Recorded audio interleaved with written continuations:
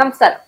ലോകത്തെ ഏറ്റവും വലിയ ടെക് കമ്പനികളിലൊന്ന്, കോടിക്കണക്കിന് ഡോളറിന്റെ ലാഭം, ആർട്ടിഫിഷ്യൽ ഇന്റലിജൻസിൽ വൻ നിക്ഷേപങ്ങൾ, എന്നിട്ടും ആയിരക്കണക്കിന് ജീവനക്കാർക്ക് പിരിച്ചുവിടൽ നോട്ടീസ്. ടെക് ലോകത്തെ പിന്നെയും ഞെട്ടിച്ചിരിക്കുകയാണ് മൈക്രോസോഫ്റ്റ്.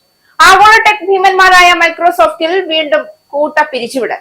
ലോകമെമ്പാടുമുള്ള വിവിധ വിഭാഗങ്ങളിൽ നിന്നായി 4800 ജീവനക്കാരെയാണ് കമ്പനി ഒറ്റയടിക്ക് ഒഴിവാക്കുന്നത്. കമ്പനിയുടെ ആകെ ജീവനക്കാരുടെ 2% പേർക്ക് ഇതോടെ ജോലി നഷ്ടമാകും. മൈക്രോസോഫ്റ്റിന്റെ വിഖ്യാത ഗെയിമിംഗ് ബ്രാൻഡായ എക്സ്ബോക്സിനെയാണ് ഇത്തവണ പ്രതിസന്ധി ഏറ്റവും ഗുരുതരമായി ബാധിച്ചിരിക്കുന്നത്. പ്രമുഖ വാർത്താ ഏജൻസിയായ അസോസിയേറ്റഡ് പ്രസ് ആണ് ഞെട്ടിക്കുന്ന ഈ വിവരങ്ങൾ പുറത്തുവിട്ടത്. ലാഭം വർദ്ധിക്കുമ്പോഴും തൊഴിലവസരങ്ങൾ കുറയുന്ന ഈ പുതിയ കോർപ്പറേറ്റ് മാതൃക ലോകമെമ്പാടുമുള്ള ടെക് ജീവനക്കാരിൽ വലിയ ആശങ്കയാണ് സൃഷ്ടിച്ചിരിക്കുന്നത്. ഡിജിറ്റൽ വിപ്ലവത്തിന് നേതൃത്വം നൽകിയ കമ്പനികൾ ചിലപ്പോൾ ചെലവ് ചുരുക്കലിനും ബിസിനസ് പുനഃസംഘടനയ്ക്കും മുൻഗണന നൽകുമ്പോൾ ടെക് മേഖലയുടെ ഭാവി എങ്ങനെയായിരിക്കും എന്ന ചോദ്യവും ഇതോടെ ശക്തമാവുകയാണ്. ക്ലൗഡ്, ഓട്ടോമേഷൻ എന്നിവയിലേക്കുള്ള വൻ നിക്ഷേപങ്ങളുടെ പശ്ചാത്തലത്തിൽ മൈക്രോസോഫ്റ്റിന്റെ ഈ നീക്കം ആഗോള ടെക് വ്യവസായത്തിന്റെ പുതിയ യാഥാർത്ഥ്യമായി വിലയിരുത്തപ്പെടുകയാണ്. മൈക്രോസോഫ്റ്റിന്റെ ഗെയിമിംഗ് ബിസിനസ്സിൽ മാത്രമായി ഇതിനകം 1600 പേരെ ഒഴിവാക്കി കഴിഞ്ഞു. ഈ സാമ്പത്തിക വർഷം അവസാനിക്കുന്നതിന് മുൻപ് ഇനിയും വലിയൊരു വിഭാഗത്തിന് ജോലി നഷ്ടമാകുമെന്നാണ് സൂചന. പ്ലേ സ്റ്റേഷൻ, നിന്റെൻഡോ സ്വിച്ച് തുടങ്ങിയ വമ്പന്മാരുമായുള്ള മത്സരത്തിൽ എക്സ്ബോക്സ് കൺസോളുകൾക്ക് വിപണിയിൽ പിടിച്ചു നിൽക്കാൻ കഴിയാത്തതാണ് ഈ കടുത്ത തീരുമാനത്തിന് പിന്നിൽ. ഈ വർഷം ആദ്യം എക്സ്ബോക്സിന്റെ അമരത്തെത്തിയ സിഇഒ ആശാ ശർമ്മ ജീവനക്കാർക്ക് അയച്ച ആഭ്യന്തര കത്തിൽ നിലവിലെ കനത്ത തകർച്ച സമ്മതിക്കുന്നുണ്ട്. നമ്മുടെ ബിസിനസ് ഇപ്പോൾ ഒട്ടും ആരോഗ്യകരമായ അവസ്ഥയിലല്ല. സമാനമായ മറ്റ് ഗെയിമിംഗ് പ്ലാറ്റ്ഫോമുകളുമായി താരതമ്യം ചെയ്യുമ്പോൾ എക്സ്ബോക്സിന്റെ ലാഭവിഹിതം 3 മുതൽ 10 മടങ്ങ് വരെ താഴെയാണ് എന്ന് ആശാ ശർമ്മ വ്യക്തമാക്കുന്നുണ്ട്.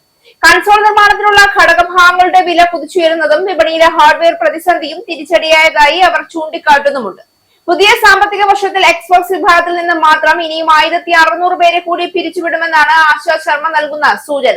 ഇതിന്റെ ഭാഗമായി കമ്പനി മുൻപ് കോടികൾ മുടക്കി സ്വന്തമാക്കിയ 4 മുൻനിര വീഡിയോ ഗെയിം ഡെവലപ്മെന്റ് സ്റ്റുഡിയോകളെ മൈക്രോസോഫ്റ്റ് പൂർണ്ണമായി കൈയൊഴിയുകയാണ്. ഗെയിമിംഗ് ഡിവിഷനിലെ അനാവശ്യ മാനേജ്മെന്റ് തസ്തികകൾ വെട്ടിക്കുറയ്ക്കാനും നീക്കമുണ്ട്. സാങ്കേതിക ലോകത്ത് ആർട്ടിഫിഷ്യൽ ഇന്റലിജൻസ് മനുഷ്യന്റെ ജോലി കവരുന്നതാണോ ഈ പിരിച്ചുവിടലിന് കാരണമെന്ന ചോദ്യത്തിന് Microsoft chief people officer Amy Coleman വ്യക്തമായ മറുപടി നൽകി. ഉപഭോക്താക്കളുടെ താല്പര്യങ്ങളിൽ വന്ന മാറ്റമാണ് ഇതിന് കാരണം, അല്ലാതെ ജീവനക്കാരെ മാറ്റി അവിടെ AI പ്രതിഷ്ഠിക്കുകയല്ല കമ്പനി ചെയ്യുന്നത്. എങ്കിലും AI സാങ്കേതിക വിദ്യ കാരണം തൊഴിൽ മേഖല മാറുകയാണെന്നും ജീവനക്കാർ പുതിയ കഴിവുകൾ പഠിച്ചെടുക്കേണ്ടതുണ്ടെന്നും ആമി കോൾമാൻ കൂട്ടിച്ചേർത്തു. കഴിഞ്ഞ മെയ് മാസത്തിൽ 8750 ജീവനക്കാർക്കായി മൈക്രോസോഫ്റ്റ് സ്വമേധയാ വിരമിക്കൽ പദ്ധതി പ്രഖ്യാപിച്ചിരുന്നു. ഇതിൽ യോഗ്യരായ 30%-ലധികം പേർ കമ്പനി വിട്ടിരുന്നു. അതിന് തൊട്ടു പിന്നാലെയാണ് ഇപ്പോൾ നിർബന്ധിത പിരിച്ചുവിടലുമായി മൈക്രോസോഫ്റ്റ് രംഗത്തെത്തിയിരിക്കുന്നത്.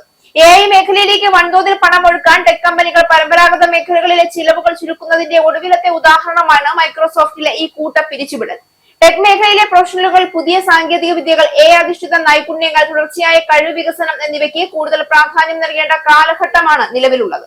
കാരണം ഭാവിയിലെ മത്സരത്തിൽ നിലനിൽക്കുന്നത് സാങ്കേതിക മാറ്റങ്ങളോട് അതിവേഗം പൊരുത്തപ്പെടുന്ന സ്ഥാപനങ്ങളും ജീവനക്കാരുമായിരിക്കുമെന്ന് ഈ സംഭവം വീണ്ടും ഓർമ്മിപ്പിക്കുകയാണ്.